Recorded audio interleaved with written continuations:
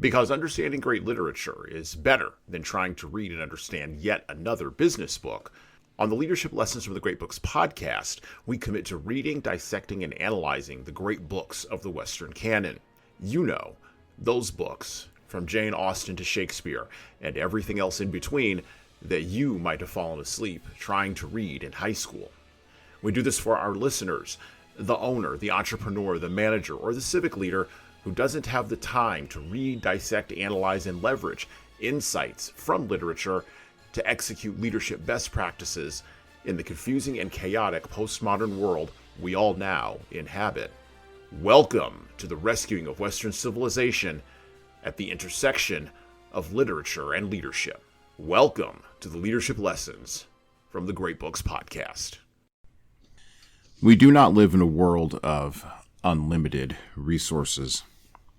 A small c conservative reading of history demonstrates quite conclusively that we live in a world of boundaries, geographic and material, psychological and spiritual. The boundaries within which we live create in us as human beings a sense of winners and losers, and it tends to lead to a spirit of competition over the material fact of materially limited resources. The internet and the rise, at least in the already wealthy Western world before its rise, of the idea of utopian endless abundance is at its bottom really a deception. Sure, the Western man, the Western woman can order DoorDash, get an Uber, swipe left on a dating app, download more hedonistic entertainment than ever before in human history, and, of course, know more about meaningless information now than ever before in human history. But the thing we don't want to admit, at least the thing that Western man and woman don't want to admit, that lurks way down deep in our souls, is that all this seeming material abundance is really just a hedonistic overlay, disguising the competition and attempting to blunt it, that competition that we all feel in our hearts because we still live in a bounded, limited world. If every material and desire and base appetite can be fulfilled by leveraging technological tools, what we used to call quote-unquote slaves in a more unregenerate and honest era, then where is the limitation, we ask? What are the boundaries? What is scarce? In America, at the very least, where I live, we are finding the answer to that question is that emotional connection, genuine, meaningful, long-lasting, and friction-filled, is the scarce resource we are all looking for. Sure, we give that resource words like connection and meaning. But at the end of the day, we're still, as individuals and corporately, trapped in a zero-sum negotiation with other people around the scarcity of both connection and meaning.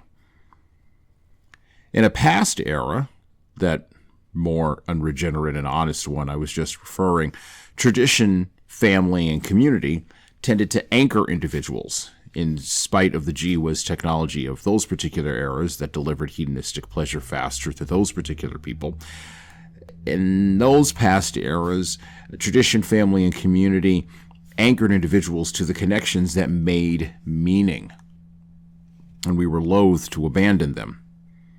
But in an effort to experience hedonistic abundance, we in America, and the West in general, abandoned the anchors that once held us together, that once connected us. If you want to know what's scarce, family is scarce. Friendship is precious. Traditions provide meaning. And community with real people in real life is actually meant to be hard, messy, difficult, full of stress and friction. If it were easy, like eating ice cream, everyone would do it well. We do not live in a world of unlimited resources. We live in a world where our appetites are bounded, first by family, traditions, and community, And where and when we break those bounds, then they are bounded by the laws of reality itself. This is neither good nor bad. This is merely a fact. Leaders, of course, consider, discuss, and decide what and where the boundaries are, rather than in an attempt to be empathetic or merciful, allowing the myth of utopian abundance to get a foothold in the emotional life of those they are tasked with leading. And they make the hard decisions in an accountable, responsible, zero-sum way. And they understand that trade-offs are brutal, and that in order to be an adult, you must know that you cannot always get what you want. And well,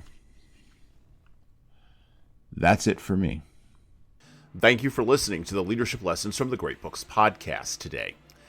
And now that you've made it this far, you should subscribe to the audio version of this show on all the major podcast players, including Apple iTunes, Spotify, YouTube Music, and everywhere else where podcasts are available. There's also a video version of our podcast on our YouTube channel. Like and subscribe to the video version of this podcast on the Leadership Toolbox channel on YouTube. Just search for Leadership Toolbox and hit the subscribe button there on YouTube. And while you're doing that, leave a 5-star review if you like what we're doing here on Apple, Spotify, and YouTube. Just go below the player and hit 5 stars. We need those reviews to grow, and it's the easiest way to help grow this show. And tell all your friends, of course, in leadership. By the way, if you don't like what we're doing here, well, you can always listen to another leadership show.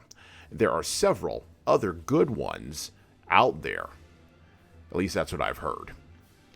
All right. Well, that's it for me.